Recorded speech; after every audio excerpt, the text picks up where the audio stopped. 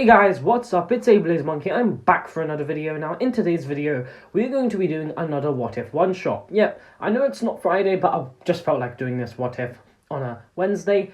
Because, yeah, I just kind of felt like doing it instead of doing the What If I was meant to do today, which has been taking a little bit more time. So I've decided to substitute it with this What If. But we will be doing What If King Cold was revived too.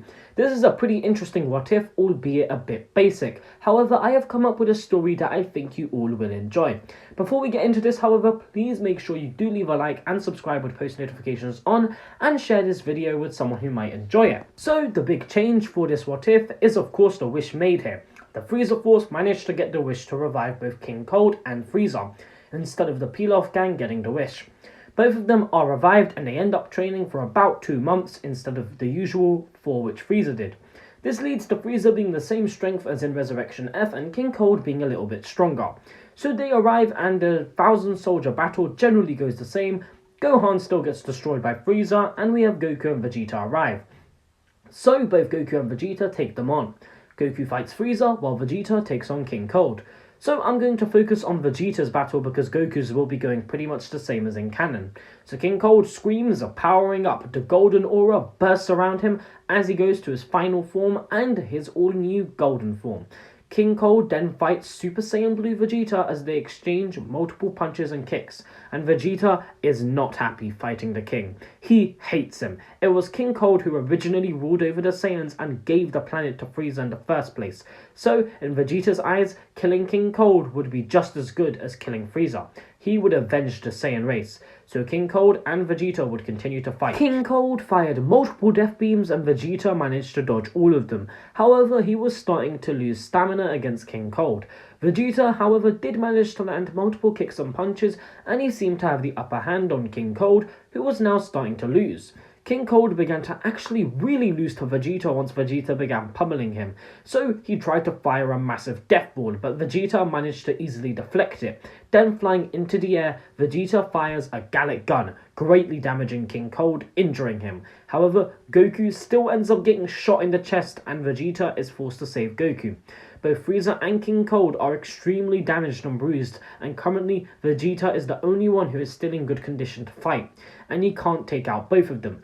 Goku tells Vegeta that they should just fuse together, but Vegeta of course refuses. He knows that he can take out both King Cold and Frieza. Goku keeps telling Vegeta that they should just fuse because it would be a simple way to take the both of them out without, wasting stamina and playing things safe, but Frieza and King Cold both rush them, but Goku insists that they use the Potara and then use the Dragon Balls. Vegeta does end up getting convinced, and so they quickly grab the Potara and the both of them fuse to form Vegito, and they end up fighting King Cold and Frieza. King Cold and Frieza would get absolutely destroyed by Vegito, with Vegito ultimately firing a final Kamehameha, killing the both of them. They would of course be in Super Saiyan Blue, but it wouldn't even be needed. They probably could have taken them out in Super Saiyan. They plan to use the Dragon Balls to defuse, but end up defusing an hour or so later. So the next change in the story comes in the Tournament of Power. So while recruiting the team, Goku decides to bring back King Cold and Frieza for a day using Fortune Teller Baba, who will both be taking part. King Cold will replace Tien Shinhan and Frieza will replace Majin Buu, who fell asleep like in canon. So with that, they come through with Baba. Goku wants to test how strong they are and decides to fight them like in the original. Vegeta joins too, however, but that is when their fight is interrupted. Universe 9 have sent assassins, so they defeat them easily, until one of them uses the God of Destruction energy. He chucks a Hakai at King Cold, who catches it, condensing it down. He then uses the power of the Hakai to bounce it back at him, and he then kills him. They then take out the rest of the assassins with ease. Now I do want to mention that while in Hell, both Frieza and King Cold managed to perfect the golden form, so they are much stronger. So Goku and Vegeta both in blue power up, ready to 2v2 King Cold and Frieza. Goku taking on Frieza once more and Vegeta taking on King Cold. They realise how powerful the two are and are a bit worried, albeit happy that they'll be useful in the Tournament of Power. So they go to the tournament and King Cold and Frieza do meet Frost, who they end up taking a liking to, but then the tournament begins, so it's going to go pretty much the same. Of course, King Cold and Frieza just kind of slinking around, maybe taking out a couple of people. However, there will be some differences. So, Frieza and King Cold decide to target Universe 6 first, which means Frieza ends up taking out the Namekians. They also end up taking out Frost, and they probably just bully him for fun. So Hit fights against them next, and they manage to actually double team Hit. And I actually think that they would be able to take him out. I know Hit does have the time skip, but think about it. We've got a perfected Golden King Cold who's stronger than Golden Frieza, and a Golden Frieza from Canon, both 2v1ing Hit the Assassin. I think they would be able to take out Hit, considering the Frieza, with help from Gohan, was able to take out Dispo. So they're being much more active here than in the original, and that is when they spot the Saiyans from Universe 6. This ends up going as you would expect. They end up going and bullying them, KO ends up going berserk, and Jiren is forced to deal with her. From here, King Cold and Frieza decide to stay cautious. However, King Cold isn't all too happy about how powerful that girl is and how uncontrollable she is, and decides to keep an eye on her. From here, everything goes the same up until Goku fights Kefla. King Cold decides that he wants to fight her, helping Goku out. Why, you ask? Well, King Cold has grown very wary of the Potara fusion. First Vegito, and now this. So Frieza and King Cold fight Kefla, and King Cold manages to snatch the Potara from her while she's not looking, keeping it for himself. Needless to say, Kefla is defeated by a now awakened Ultra Instinct Goku. From here, the entire tournament goes the same up until the fight against Dispo. King Cold helps Frieza, and the two of them manage to take him out. They then fight Toppo, who goes God of Destruction mode, knocking out Gohan out of the ring. Toppo uses the Hakai on King Cold, but he manages to catch it, bouncing it back, stunning Toppo. Needless to say, however, King Cold isn't able to keep up with Toppo and ends up being saved by, surprisingly, Vegeta. Vegeta and King Cold team up on Toppo, and King Cold ends up helping out to take Toppo out. However, King Cold himself is knocked out of the ring after Vegeta uses his final explosion. Frieza is still in though, and from here the tournament goes the same, with Android 17 winning and both of them getting revived. Pretty interesting how Goku and Frieza teamed up against Jiren, and King Cold and Vegeta teamed up against Toppo. So now we have the Broly movie. So King Cold actually begins training. He knows how much Goku and Vegeta have grown after watching Goku go mastered Ultra Instinct, so he decides to train for about 2 to 3 months. Frieza, however, doesn't train at all, so while King Cold goes in strength, Frieza does not. So the Broly movie goes pretty much the same up until the point Broly becomes a Super Saiyan. So Goku and Vegeta manage to escape, and King Cold and Frieza fight Broly. That, however, is when King Cold reveals his training has benefited him a lot. He has a new form. He powers up to his very 5th golden perfected form, and he manages to put up a very good fight against Broly. He is in fact winning and doing actually quite well. He is happy he trained and is now reaping the benefits, while Frieza watches in awe. How far his father has surpassed him. This power can probably even rival Vegeta as a Super Saiyan Blue evolution. So from here, Gogeta appears and fights Broly, taking him out. However, the fight isn't over yet. King Cold laughs at Gogeta, telling him he's finished. King Cold tells Gogeta he's always hated those fusions, and he puts the Potara on, tossing one to Frieza.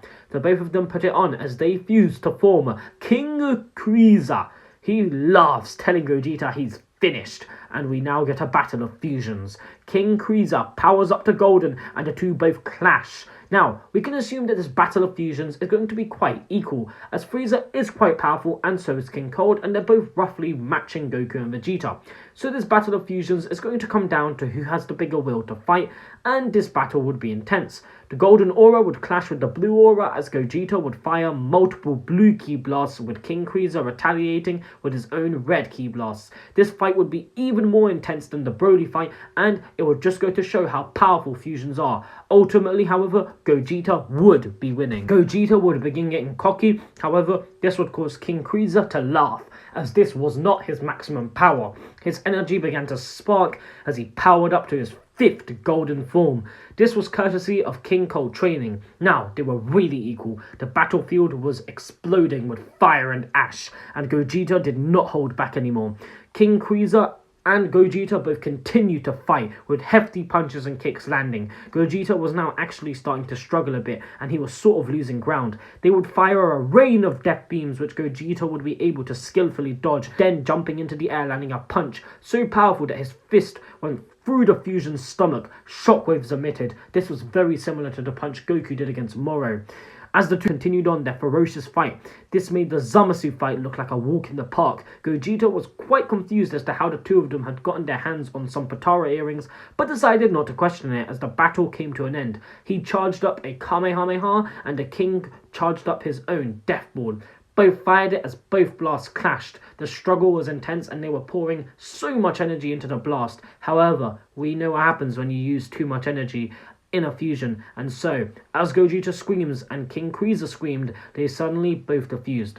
King Cold and Frieza were confused by this, and they were so confused that Goku and Vegeta were able to fire an even stronger blast, screaming even louder as their blast pushed the Death Ball back, and they were defeated. So, with that, the rest of the movie goes the same, with Goku going to visit Broly and such, with them retreating back into space.